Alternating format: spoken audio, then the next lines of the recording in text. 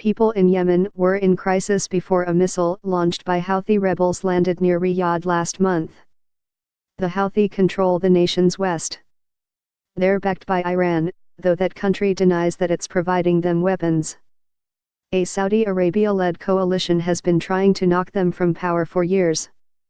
To that end, the coalition has dropped thousands of bombs on Yemen. At least 10,000 Yemeni civilians have been killed. Things only got worse after the missile. Saudi Arabia imposed a near-total blockade on Yemen, making it impossible for food, water, and fuel to pass through. That would be a challenge in any poor, war-torn country heavily dependent on aid. In Yemen, where 90% of all goods are imported, it's a catastrophe. Yemen is on the brink of a horrible famine. Here's how things got so bad.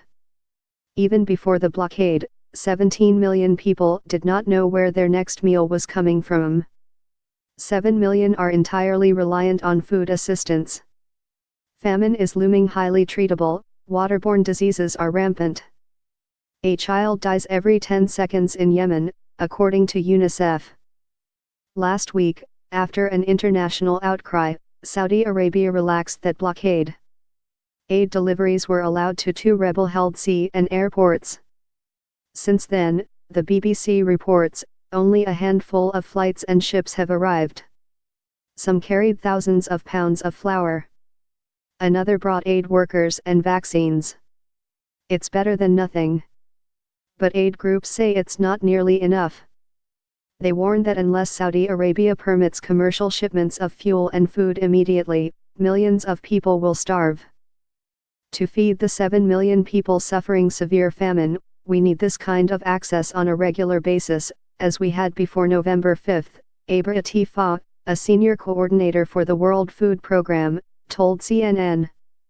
We are hoping that commercial ships carrying food will also be allowed access to Yemen's ports soon, as the country imports 90% of its food, and this is the only way to end the famine.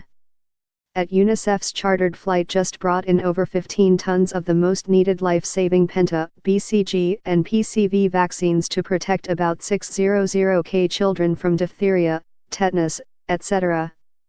The needs are huge and there is much more to do for Yemen children. Yemenpic.twitter.com/EZGGKQ1GI6 UNICEF Yemen, at UNICEF_Yemen, November 25, 2017. The lack of fuel is also a major problem.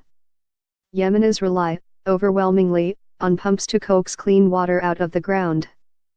Those pumps need fuel to run. 9 cities ran out of clean water because of the blockade, more than 2.5 million people are without reliable access to clean water. The International Committee of the Red Cross just Thursday bought 750,000 liters of diesel fuel to help provide clean water. Middle East Regional Director Robert Iamardini wrote on Twitter that the organization is not supposed to do this, adding, fuel imports must resume. The Red Cross said its supplies will allow water systems in Hudaydah and Taiz to run for a month. Yemen's man-made catastrophe has no end in sight.